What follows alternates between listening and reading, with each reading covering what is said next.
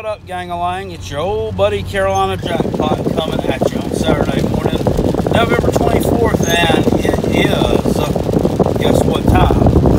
Yep, it's Rivalry Saturday. Doing every game on the card was what was in the cards. Not going to be able to do every single game. I did give you part one on Wednesday night. There were 33 games on that docket, and if you want to go back and check that out, please roll back a couple of videos past the Clemson hate video. Well, don't do that. Make sure you watch the Clemson hate video and then watch the part one. They're both very good, in my humble opinion, if I do say so myself. I'm going to hit the games that I feel are the highlights of the weekend on part two, and then I'll give you my prediction on those. I'm not going to do all 29 that I had planned out. Just haven't had time to get it recorded, and just been working a lot. I was extremely tired last night when I got home, but as promised, I shall deliver. I will give you something. Okay? And then next week we have conference championship games and a couple of makeup games, I think it is, that will include in that also for the December the 1st picks. So let's get into it real quick, guys. Thank you. Appreciate you joining up. Today we have Stanford going on the road to UCLA. UCLA is a 6.5-point underdog at home to the Stanford Cardinal. UCLA has been playing better of late. They beat their rival USC last week. Kind of a lame duck program as of right now, in my opinion, and have been improving steadily throughout the second half of the season. Stanford really had a disappointing year. Don't know really what happened to them. They did have a little bit of an injury bug, but I mean, that happens to everybody. They just continue to be one of the top 10 teams in the country, and they're nowhere near that. They're not even in the poll right now. They're 6-4 and fighting for a spot in the toilet bowl. It's conceivable they could drop their last two games and be 6-6, but I don't think that's going to happen. I do think they get it done on the road at UCLA today. But as a matter of fact, UCLA as two, they've been playing a lot better lately. I think they're going to cover that spread. I expect this to be a very close game, but I do see Stanford pulling it out with UCLA covering the 6.5 at home. We have Illinois going on the road to Northwestern. Illinois was an 18-point underdog as of this publication. I'm going on ahead and I'm picking Northwestern. I've picked the Illini about 3 or 4 times this year to cover spreads ever since they played a pretty close game against South Florida earlier in the year, which at the time I thought South Florida was a pretty good team. It turns out that they're not, but that was at that particular point in time. And then Illinois played Penn State, and it was a good game through 3 quarters, and Illinois actually led for much of that first 3 quarters. Like last quarter, Penn State scored like 6 touchdowns and blew them out. But I had taken the Illini to cover some spreads, and they just have not done it for me, so I'm not going to take them to cover in this game. I think that the Big Ten West champions, it's got a weird sounding ring to it, don't it? Northwestern Wildcats cover the spread in this one and get a fairly easy victory over Illinois, as has done most everyone this year. Maryland on the road at Penn State. Penn State laying 13.5 at home against Maryland. Should be a whiteout game in Happy Valley.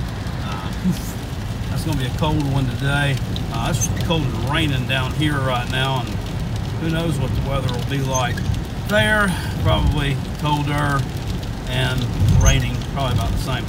I don't know. I think the rain's actually supposed to stop at some point this morning, so that's a good thing. Yeah, another one, you know, Maryland comes in with a record of 5-6.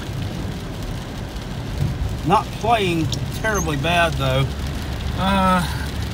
13.5. It's kind of a lot of points for a Penn State team that really has underperformed a lot this year. I'm going to go on ahead and take Maryland to cover the spread in that game. I think they'll keep it kind of close from what they did last week. You know, the only thing that scares me about them is the air totally out of their sail after dropping a heartbreaking 52-51 decision to Ohio State last week in a game that they really should have won. No excuse for dropping that 2-point conversion pass at the end. They should have won that game. So how's that going to affect this week? You know, they're fighting for bowl eligibility. So that in itself, if they make a bowl, is a miracle considering the turmoil that they've had there this year. So I will take Maryland to cover the spread in this one. I do think the Nittany Lions get it done in Happy Valley in the end, but I expect Maryland to give a pretty close game as per their standards. Minnesota on the road at Wisconsin. You got Wisconsin laying 10 at home. Another team that's had a disappointing season. Minnesota, one that's kind of been up and down also. They really just ran Purdue out of the building a couple of weeks ago, which was a shocker after Purdue had put that 49-burger on Ohio State just a couple of weeks before. Give me, though, the home team, Wisconsin, to cover the spread here. I don't think Minnesota's very good. That was just more of a bounce back effect there. After a big win, they kind of deflating loss. Sometimes that does happen to teams that pull big upset, such as the one that Purdue pulled in that game. All right, Pittsburgh on the road at Miami. Hurricanes are laying 5.5 at home against Pittsburgh. This is one that I really was up in the air about. Miami looked pretty good last week, dismantled Virginia Tech on the road, but have drastically underperformed through about most of the season. They do have a pretty decent defense, however. Pittsburgh comes in the record of 7-4, I believe it is, and they are your 2018 ACC Coastal Division champs. Yeah. So guess what? They are in the spot to go get slaughtered by Clemson in Charlotte next week, which is exactly what's going to happen. Yeah, I know they said, well, last time they hooked up with Clemson, they booed them.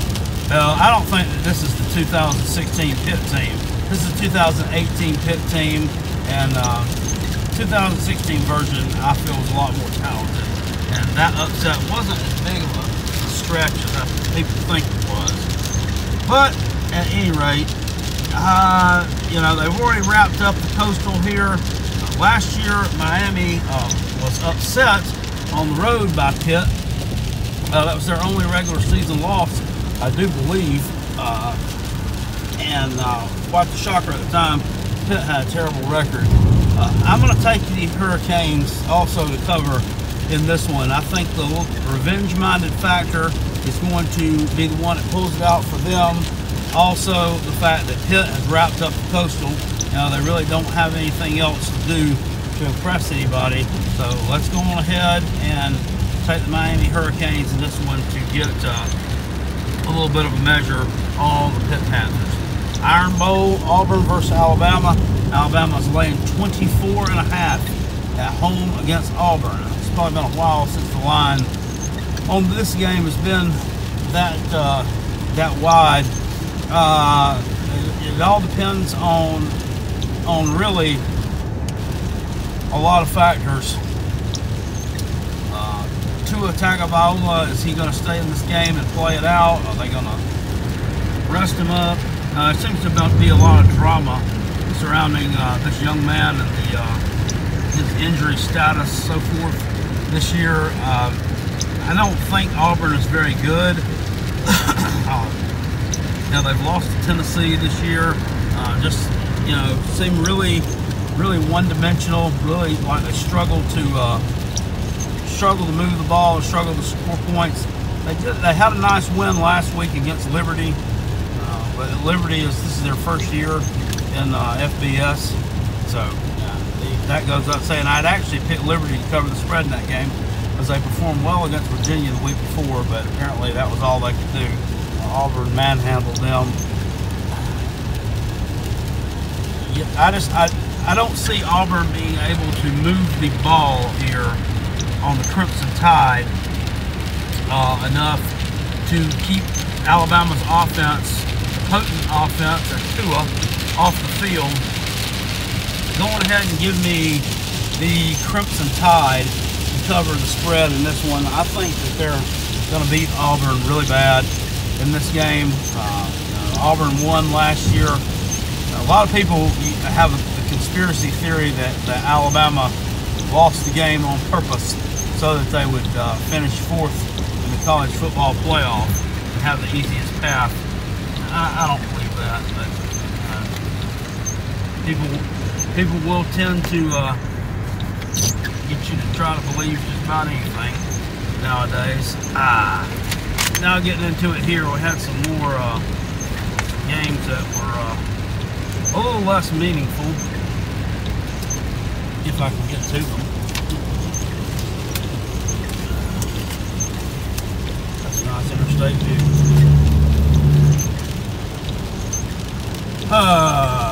Alright, let's see here. Let me get into Rutgers on the road at Michigan State. Michigan State laying 27 at home. Go ahead, do yourself a favor. Take Rutgers in that game to cover. They've covered for me several times this year as big underdogs. You know, they just come in just under the number, And Michigan State, they're not very good. I can't see them being favored by 27 points over anybody. I don't really understand that line, but it is what it is. We have Kentucky, and I can definitely call them Kentucky once again because they do suck. Going on the road to face the Louisville Cardinals. Kentucky's laying 17 on the road at Louisville. Save yourself some time here. Go ahead and take Kentucky in that one. Louisville is awful. They can't stop the run. They can't stop the pass. They can't generate any offense. I don't see any way that they keep this game that close. Kentucky wins and wins big. Now Kentucky's quarterback's Kentucky is a one-dimensional team. The quarterback really has a lot of struggles throwing the ball, so they put it on the feet, legs of Benny Snell a lot in this game. However, in this one, I think that touchdown Terry Wilson will be able to produce a little bit of offense through the air against that wretched Louisville secondary and wretched Louisville defensive everything. Just going ahead and give me the Wildcats in that one. Kansas State on the road at Iowa State. Iowa State's laying 13.5 at home. Iowa State always plays close games, it seems like, and Kansas State has struggled this year and play a little bit better, though, it seems, the past few weeks. Going ahead and give me Kansas State to cover that spread there. I think that they'll keep that one. A little bit closer than that. Colorado on the road at California. Cal is laying 12.5 at home to Colorado. Now, Colorado started out quite hot this year. They're like 5-0, 6-0, and they haven't won a game since then. They are a team that is definitely on a downward spiral. Cal's game last week against Stanford, the big game, was, I don't know what you call it, was smoked out. They had wildfires in the area of Northern California. So they postponed that game until next week, which is good. It gives it kind of a big game feel, kind of isolates a little bit from some of the other games. So going ahead and give me Cal in that one to cover that 12.5 point spread. I think they'll be fresh and ready to go on that one after not playing last week. And Colorado obviously was a mirage. South Carolina, my Boomcocks on the road, taking on the Sheep Herders in Meth Valley, Clemson. 26.5 point favorites. The number 2 Tigers are against my Gamecocks. This is the largest line of the weekend, other than the Rutgers Michigan State line. Kind of a slap in the face for your Gamecock, but not hard to understand why they made it up that way. If if you want to look at it objectively. Clemson has owned South Carolina in every statistical measurable category the last 2 years. Last year's game, 34-10, really wasn't that close. Clemson probably could have scored 50 points easily if they wanted to. South Carolina, it was a home game for us. I was there. We came in jacked, ready to play. We thought we would have been ready to play. Excuse me. They weren't ready to play. It was terrible, abysmal. The year before, we don't even want to talk about that one. That was just an absolute woodshedding of epic proportions. This year, you got to look at the fact that a lot of the players that were on the 56-7 loss 2 years ago to Clemson, that were freshmen and sophomores, are now juniors and seniors. Are matured a lot more. Their football intelligence is a lot more than what it was. I think Jake Bentley has gained a lot of confidence this year. People want to talk about all the Clemson fans. You will not hear one of these hillbilly retards give Jake Bentley a bit of praise. None of them will. None of them.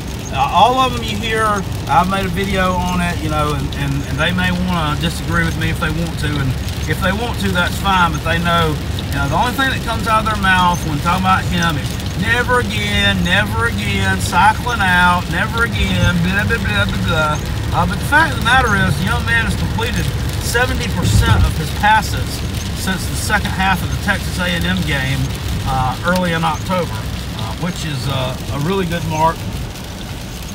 Albeit, he hasn't played against the best defenses in the world. He did play against Florida, who has a pretty staunch defense, and actually an interception is what, at the end of that game, kept South Carolina from being able to come back from trailing the first time in that ball game, which we ultimately lost by 4 points. But 70%, nonetheless, looked really good last week in a win over the UTC Mocs of the Southern Conference, 49-9. Clemson, the deal with them, South Carolina, keys to keeping this game close tonight, keeping this spread within the 26.5. They've got to have good